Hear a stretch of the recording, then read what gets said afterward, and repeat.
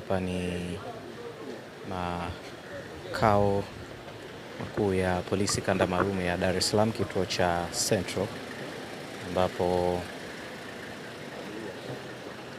shughuli za kawaida za jeshi la polisi zinaendelea, na hapa ni watuhumiwa wa uhalifu wa utekaji wa madai ya utekaji ambao wametoka kuzungumzwa na kamanda wa polisi kanda maalumu ya Dar es Salaam, Kamanda Jumanne Murilo. Ni watuhumiwa wanne wenye asili ya uraia wa China ambao wanatuhumiwa kuhusika na tukio la utekaji wa raia wenzao wa Uchina na kuomba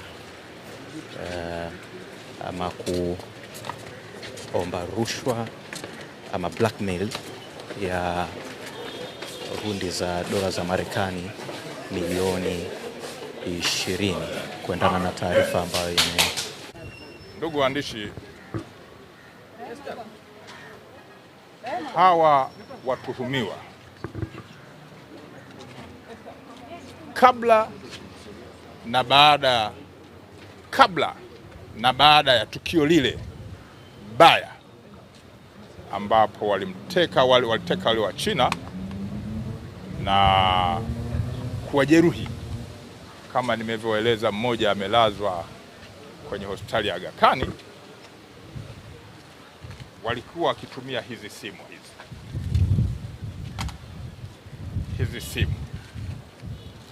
simu nne zilitumika kabla na baada ya tukio, na baada ya kufanya tukio hawakuzitumia tena, wakazisil,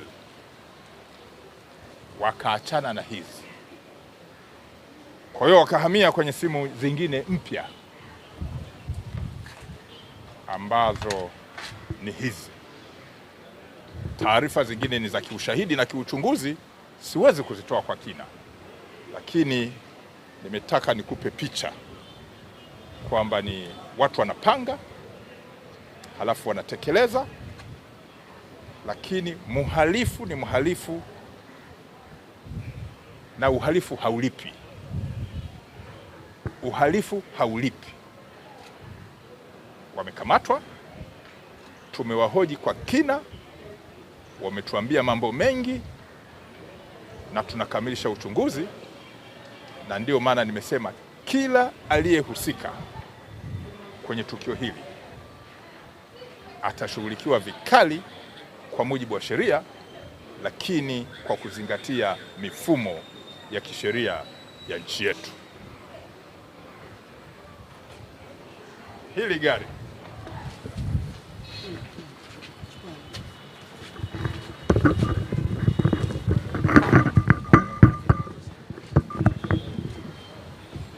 hizi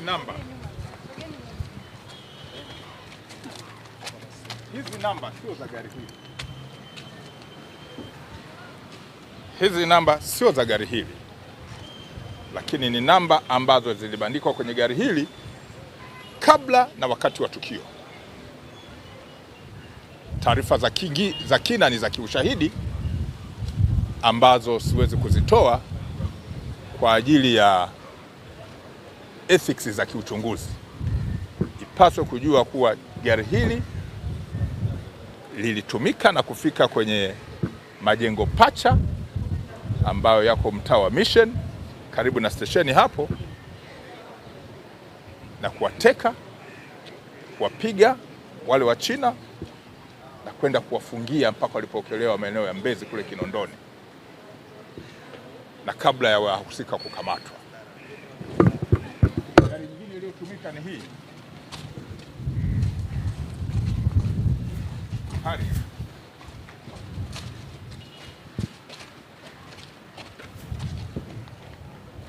Kwa hiyo ni kundi la wahalifu wanaodaiwa walikuwa ni 7 wenye asili na anwani za Kichina. Kwa hiyo hatua za kisheria vile vile zitaendelea kuzingatiwa kuona kwamba wahusika wanashughulikiwa vikali, lakini kwa mujibu wa sheria za nchi hii.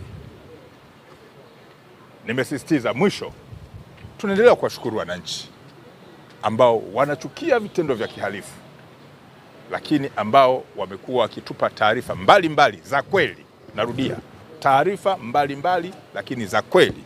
Tunapata taarifa nyingi, lakini wale wanaotupa taarifa za kweli tunaendelea kuwashukuru sana, ambazo zimesaidia kutuwezesha sisi kutekeleza majukumu yetu ya msingi ya kuzuia vitendo vya kihalifu.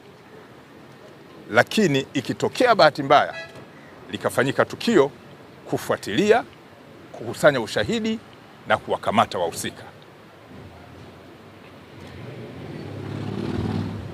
Narudia, tunachukia vitendo vya kihalifu na Dar es Salaam lazima iendelee kuwa salama.